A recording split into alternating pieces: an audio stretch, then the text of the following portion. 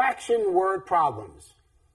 When you're doing problems, and this holds true for any kind of problem that you'll be trying to solve, first of all, understand the problem and think.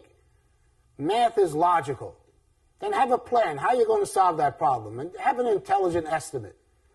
Then solve the problem, and then examine the answer. Does it make sense? And then double-check your work. Let's look at this video scene. So this plane holds how many gallons? 50 gallons. 50 gallons. And you get how many? And how much do you go with 1 gallon? Well, if you were to take 7.5 per hour. Burns 7.5 gallons per hour. Right. And so you can. So how long can you fly with this plane if you get 50 gallons of fuel, and it consumes 7.5 gallons per hour? How many hours can you fly the plane? Let's do the math. The plane holds 50 gallons, and it consumes 7.5 gallons per hour. So usually in any kind of math, you're going to do addition, subtraction, multiplying, or dividing. And this would call for, we have to take 7.5 and divide that into 50 gallons. But we know what 7.5 is. We know that that's 7.5.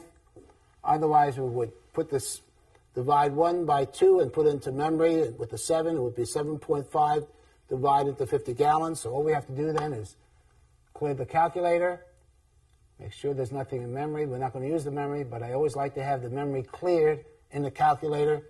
So 50 divided by 7.5 equals, so the plane can go 6.67 hours.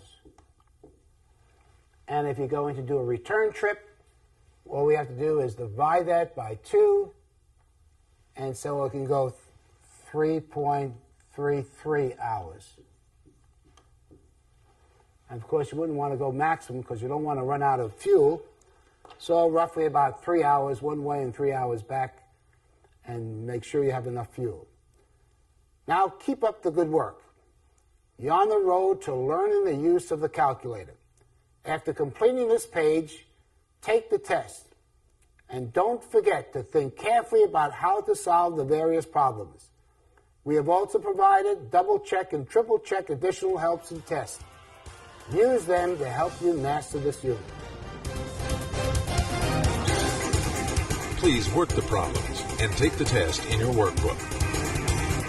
Number 6, the practical way to learn.